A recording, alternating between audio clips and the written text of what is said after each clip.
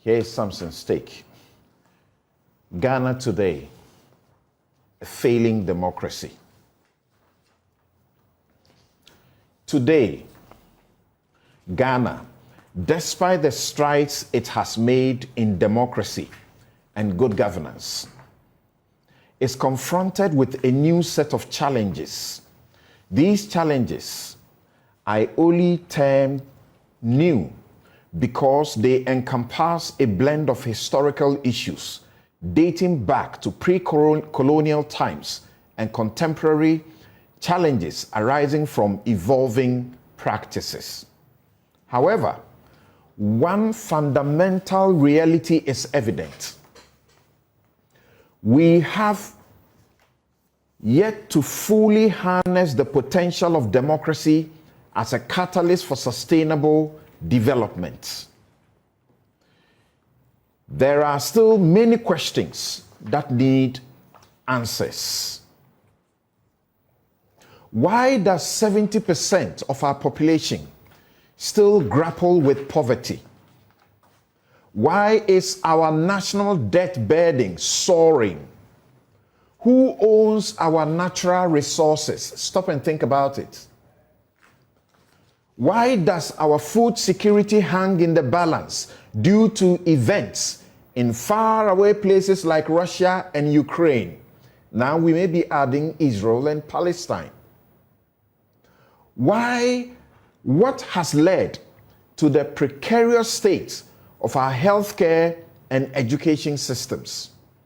And where is the accessibility to decent housing and other social amenities? Where are the dividends of democracy? So far, I have been reading from a speech by Dr. Mohammed Ibn Chambers on the occasion of the 5th anniversary of Star Ghana Foundation on the topic Empowering Citizens, Enriching Nation Building, Fostering Active Citizenship for Sustainable Development in Ghana. I moderated that program. And one thing was obvious. People were disappointed in this democracy. The same week, I had the privilege of speaking to a group of soldiers about this state and what can be done to ensure the democracy works through free and fair elections, credible elections. And I understood the disappointments. We live in a state where there is no consequence for wrongdoing. That's the problem. The finance minister presented the budget, and we'll show you a video, after which he goes to his ministry, and the civil servants line up praising him over what they call the Nkunim budget, victory budget. In Parliament, the opposition will not listen and take notes so they can make constructive criticism of the budget. Those in government, the MPs you pay to sit in Parliament, those in government, will also not listen, but shouts of praise to an austere budget, an IMF-propelled budget. They shout praise, then the opposition shouts, hell has broken loose on us. MPs paid with your money to do a job. They won't listen. Get the experts, get people to break it down for them. Some of them asked them today what they had in the budget. It will not be anything that was in the budget. It will be political propaganda sounds. So the democracy is a failing one. I'll show you why. I'm doing a two-part series on this. 19 Ghanaian lives have been lost in only a couple of weeks because the renal unit of the Kolebu Teaching Hospital had to shut down for a debt of 4 million cedis only. About the same time, only 2 politicians, through an estimated 140 million cedis at party delegates to vote them to contest to become president. And they justify it. An MP has announced publicly that he has hoarded dollars and is going to bribe delegates. He's going to pay the highest among the competitors. All these are walking free, no consequences. The party doesn't feel anything to reprimand this MP.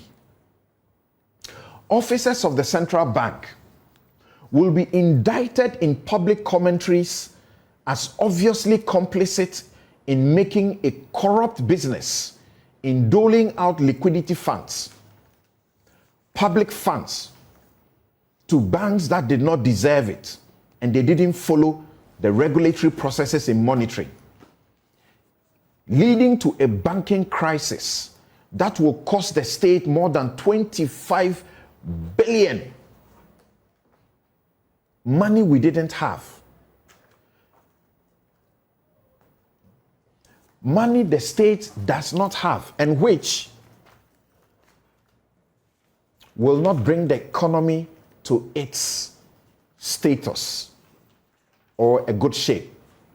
It actually brought the economy to its knees at the least exposure, and there is no consequence for a single official at the central bank. The people have accepted to pay a bank levy to try to recover the loss. The people who did nothing wrong about this. A whole constituency is deprived of representation in parliament for a whole term, 4 years. And those responsible have an excuse. And the people accept that excuse. There is no consequence for the public officers who ought to have known better and avoided the injustice. 1, 2, 3, 4, 5, 6, 7, 8 or so people got killed in one election. And it is treated as though their lives don't matter at all. An MP and a leader of the parliament publicly declares them criminals who deserved being killed. He has not apologized. He still sits in the people's parliament and just may become their vice president.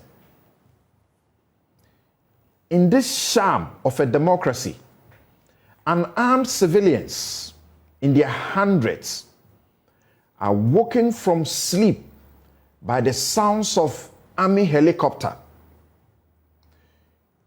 They are pulled out of their beds in their homes into the rain in Ashaiman by soldiers. They are beaten.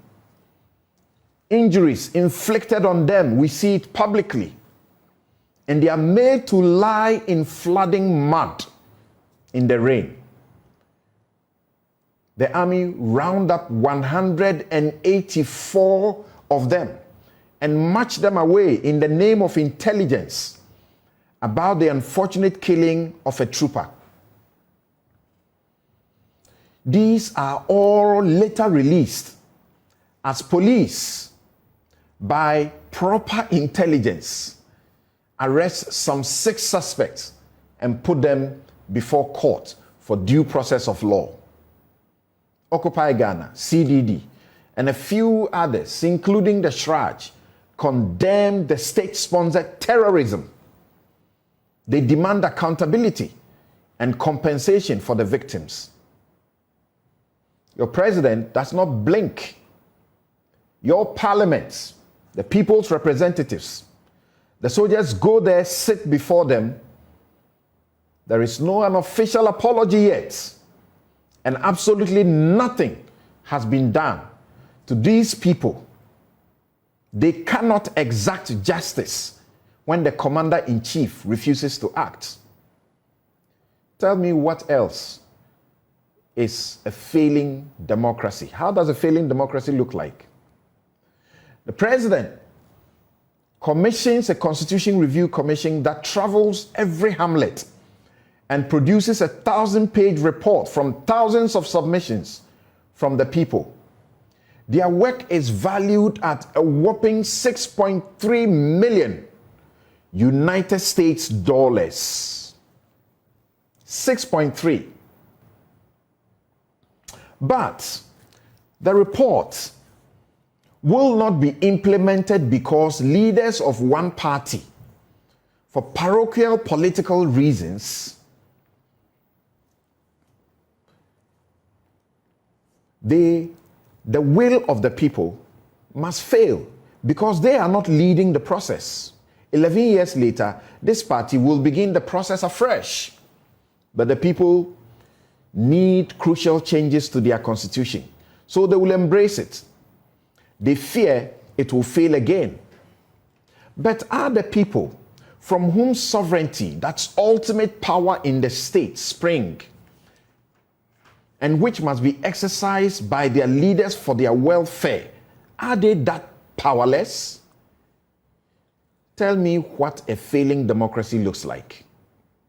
The president cancels a referendum because the people prepare to reject him for not respecting their desire for non-partisan local leadership. The president defies the people to appoint 126 ministers for a poor country like this.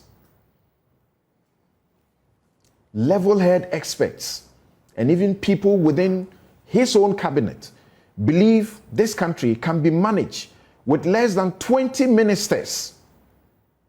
The president gets a needless council of state to approve his appointment of dyed-in-the-wool party fanatics onto an otherwise important independent constitutional body, the Electoral Commission. Significant CSOs, including the CODEO and CDD, call for a reversal of the appointment that damages the trust in the critical public body. Nothing happens, and nothing will happen. The party and the people will not make it impossible for those people not to contemplate resigning. Tell me what a failing democracy looks like. The state shuts down a company for defrauding over 16,000 people of their livelihoods in excess of 1.5 billion cedis. This is after looking on, I dare say, and appearing to encourage what it later said was illegal business operation to go on for years. Many have died since the state said it was prosecuting NAM1 some 5 years ago. The guy who stole plantain because he was hungry did not get bail.